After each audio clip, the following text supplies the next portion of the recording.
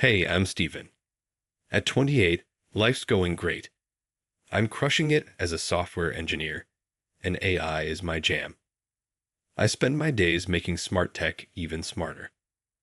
Got a swanky downtown apartment, a car that turns heads, and the best part, my girlfriend, Melissa. Steven, you're such a nerd, she laughs, watching me tinker with my latest project. This nerd's going to change the world someday, I grin back. We've been together for 2 years, and she's a firecracker, always keeping me on my toes as a marketing exec. We just click, you know. Same wavelength, always supporting each other's dreams. Lately, I've been thinking about taking things to the next level. I've got the ring and everything. You seem distracted lately, Melissa says over dinner one night. Everything okay at work? Work's fine, I assure her. Just thinking about us, about the future. Her eyes light up, but I keep my poker face. No spoilers yet. But before I propose, there's one last thing I want to do. Ask her parents, the Thompsons, for their blessing. The Thompsons are big shots in the city, always throwing fancy parties and rubbing elbows with the elite. The first time I met them, it was all smiles and handshakes, but something felt off. It's a pleasure to meet you, Stephen, Mr. Thompson said, his tone smooth but distant. Melissa speaks highly of you. We're always excited to meet Melissa's friends, Mrs. Thompson added, her emphasis on friends stinging more than I'd like to admit. Thank God for my best friend Jake. We've been tight since college, and he's always watching my back. Over beers one night, Jake said, "Those Thompsons give me the creeps." You sure about this? I shrugged it off. They're not that bad. Just watch yourself, he warned. People like that, they play by different rules. His words stuck with me, though. Still, I love Melissa, and I want to do this right. So, I decide to ask the Thompsons for their blessing. When I hint at my plan, Melissa beams. You're really going to ask my parents? That's so sweet, Stephen. You know me, I joke. Mr. Traditional. The day of the meeting with the Thompsons, I'm feeling a mix of excitement and nerves. This is it, the first step toward forever with Melissa. But there's a nagging feeling in my gut, a voice whispering that maybe Jake was right. Maybe I'm stepping into something bigger than I realize. I arrive at their mansion, palms sweaty. Straightening my tie, I take a deep breath and ring the doorbell. Mr. Thompson opens the door, his smile not quite reaching his eyes. Stephen, welcome. Please, come in. Their living room is all polished mahogany and leather, intimidating. Mr. Thompson gets right to business. Melissa tells us you have something to discuss. Clearing my throat, I muster up the words. Yes, sir. I love your daughter very much, and I'd like to ask for your blessing to marry her. A tense silence follows, before Mr. Thompson chuckles. A cold, humorless sound. Marriage is a serious commitment, Stephen. We need to ensure you're suitable. My stomach drops as he pulls out a thick document. What's this? I ask, taking it hesitantly. Just a formality, Mrs. Thompson chimes in. We'll need access to your complete medical records before we can consider approving this engagement. I nearly choke. I'm sorry. What? It's quite simple, Mr. Thompson says, his tone patronizing. We need to ensure there are no genetic surprises lurking in your family tree. It's for Melissa's future. I can't believe what I'm hearing. This is insane. It's a complete violation of my privacy. Now, Mrs. Thompson says icily. If you have nothing to hide, why object? Because it's none of your business. I snap, my anger rising. My medical history is between me and my doctor. Mr. Thompson's voice hardens. We only want what's best for Melissa. Surely you can understand that. I stand up, my hands shaking. I'm sorry, but this is completely unacceptable. I won't do it.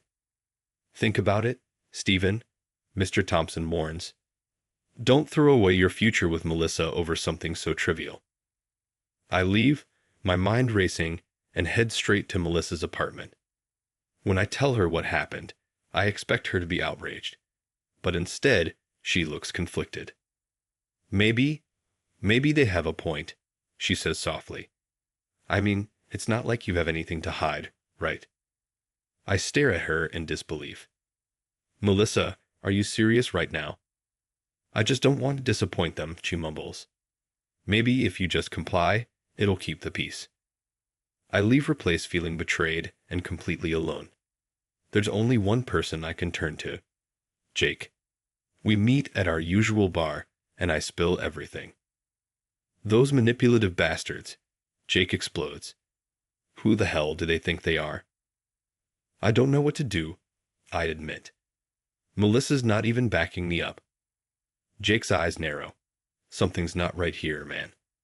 This isn't just overprotective parents. I'm going to do some digging. My phone buzzed. It was a text from my doctor. Stephen, I'm not sure what's going on, but Mr. Thompson has been pressuring me to release your medical records. This is highly unethical, and I won't comply. But be careful. I showed the text to Jake, my hands shaking. His eyes widened. Holy, Jake whispered. Stephen, these people are dangerous. We need to figure out what they're really after. As I sat there, reality started crashing down on me. The perfect life I thought I had, the woman I loved, the future I'd been planning. It all felt like it was slipping away. And for what? Some twisted power play by the Thompsons. One thing was clear. This wasn't over, and I wasn't going down without a fight. After that night with Jake, the sense of unease wouldn't leave me. Everything I thought I knew about my relationship with Melissa started to unravel. Little things I'd brushed off before now seemed like giant red flags. Why did you cancel our weekend getaway? I asked Melissa one day. She fidgeted with her phone, avoiding eye contact. Oh, Mom and Dad are hosting a charity gala. They really want me to be there. It hit me then. How often our plans seemed to change because of her parents. How she'd always check with them before making big decisions. Even her job at that fancy marketing firm. Turns out her dad had pulled some strings. Meanwhile, Jake had been busy. He showed up at my place one night, looking like he hadn't slept in days. Stephen, you're not going to believe this, he said, laying out a pile of papers on my coffee table. Remember Melissa's sister, the one who got divorced last year? I nodded, not sure where this was going. Well, I talked to her ex-husband. Guess what? The Thompsons pulled the same stunt with him. Demanded medical records, background checks, everything. When he refused, they made his life hell until the marriage fell apart. My stomach churned. You're kidding me. That's not all. Jake's face darkened. I did some digging at your company.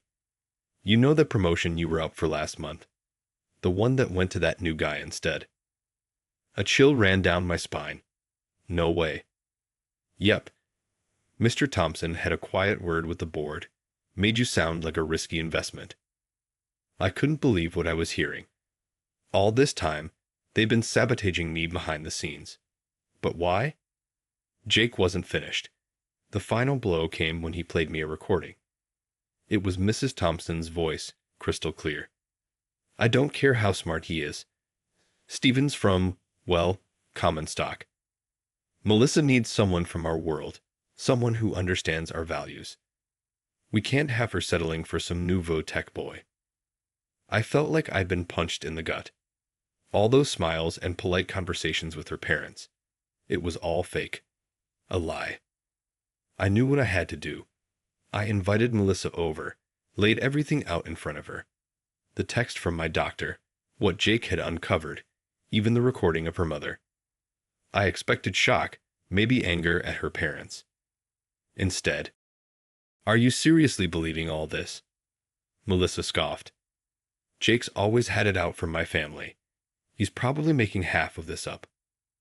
Melissa, there's proof. I pleaded, trying to get through to her. Your parents have been manipulating us from the beginning. Her eyes narrowed. So what if they have? They're just looking out for me. God, Stephen, why are you trying to turn me against my family?